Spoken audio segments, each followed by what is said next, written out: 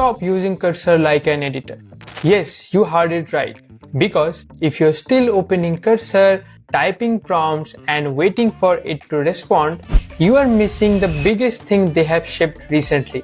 So Cursor recently launched their Agents SDK, which means now you can run Cursor agents on your own code, just like other services. No UI, no manual prompts, just tasks running automatically on your code bases. And this will completely change how you build with AI. So hey there everyone, I am Arindam, and in this video, I am going to show you what this Cursor SDK is, how it works under the hood, and then set up a simple agent to see how to build with it.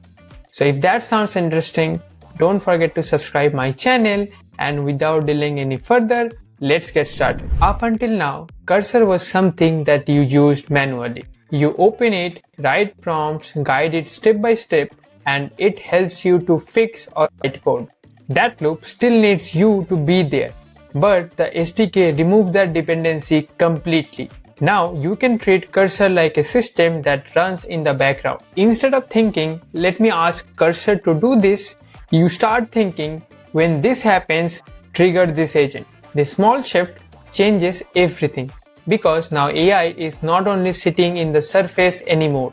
It moves into your backend, your script, and your workflows. You can plug it into CI pipelines, backend jobs, internal tools, and even in production systems. And instead of one-off prompts, you get repeatable automated behavior. At a practical level, Cursor Agents SDK is a TypeScript package that lets you create and run Cursor agents programmatically. You define three things: the model, the context, which is usually your code base, and the task which you want your agent to perform. Then you run it like an async process. The important part here is the context. You are not just passing text to a model, you are giving the agents access to a repository. It can read files, understand the structure, follow logic across modules, and reason about your system as a whole. That's why it can do things like explain an entire code base, refactor across multiple files, generate documentation, or analyze recent changes. This makes it closer to a developer teammate rather than a next token predictor. Awesome. Enough talking about it. Let's see this in action. So let me open my Cursor. Awesome. So I have opened Cursor, and now we will see how to build agents with the Cursor Agents SDK. So first we need to install the dependencies. So let's do this. Let's install the Cursor SDK. So I will write npm I cursor/SDK. So this will install the Cursor SDK for us. I have already installed it. And next, what we will need is a Cursor API key. So let's get that. To get the API key, we need to come to cursor/dashboard and then come to the integration sections here. And here you can see user API keys. Just click on add and just paste your name. It could be anything. Let me keep it Arindam and enter. And you can see you will get the user API key here. Do make sure you copy this API and paste it on the env variables before running the script. So I will just skip it for this time. Okay, so that was the setup part. We installed the packages and added the API keys as well. So now we will see the basic agents example. So you can see here I have added that as a hello world example, because that will give us the idea of how it works. So first we can see that we are importing the agent class from the Cursor SDK, and then we are importing the require API key function from the src.env.js. So which basically does nothing but just checks if you have the API key or not. If not, it will just print error that missing Cursor API key and do the following steps. So now let's come back here. And the next part of this is defining the agent. So here we are asynchronously using the agent.create method to create the agent and passing the parameters like API key, the model, and the local. So the local here is the context basically. So you can see we are just passing the current directory to it, so it can get the context from that. And after that we are sending the prompt to the agent. So you can see we are again asynchronously sending the prompt as agent.send. Summarize what this repository does in short sentences. And then I have added a very simple log. So if you have previously used other agents SDK like Claude Agents SDK or OpenAI Agents SDK, you can relate to it. One thing that I really like about it is how we can easily pass the directory as a whole context. and it intelligently uses its tool to find the relevant context. So essentially we don't have to do the context engineering. Cursor does it pretty well. So that part is also automated by it. And then I'm defining the reply variable here. So one part to note here is in Cursor local agents, you get the output as a stream of events. So we are just getting that. So we are awaiting for events in run.stream function, which returns the stream of events. And if the event type is assistant and the message content type is text, we are just appending that into the reply variable that we have defined previously. So why we are doing so? If you check the message content here, you can see it has the text block and the tool use block.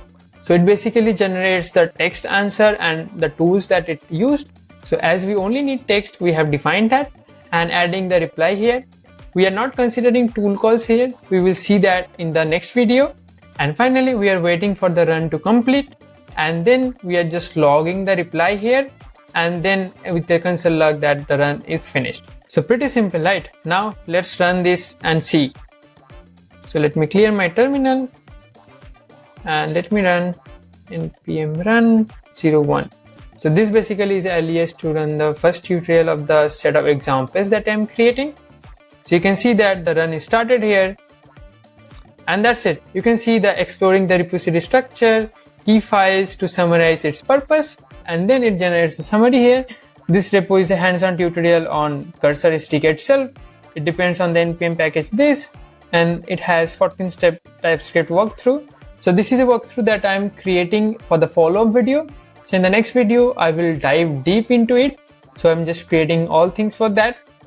And in one line, you can see a runnable tutorial project that shows how to build and control Cursor agents using the official TypeScript SDK. Awesome. So in the example, we saw that the agent is not just responding to our prompt.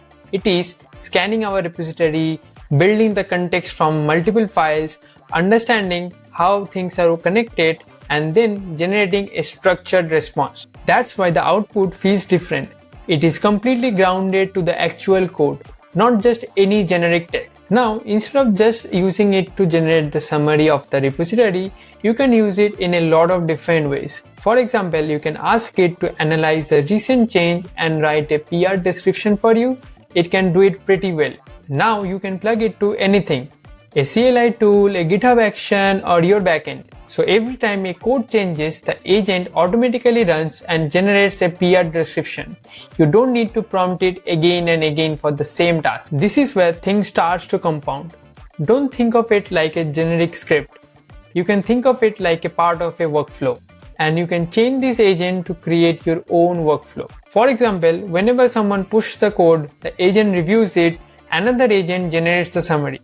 Also, it can be used as an idle job where the agent scans the repo and suggests refactor. And finally, you can use it as an internal tool as the agent answers questions about your codebase. These agents are powerful because they work on real code, which also means you should be careful. Don't give it full access without thinking about it. Add boundaries, review output, and treat it like a system that can update your codebase.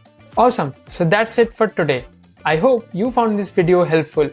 If so, don't forget to share it with your friends, and in the next video, I will come up with a deep dive on Cursor Agents SDK.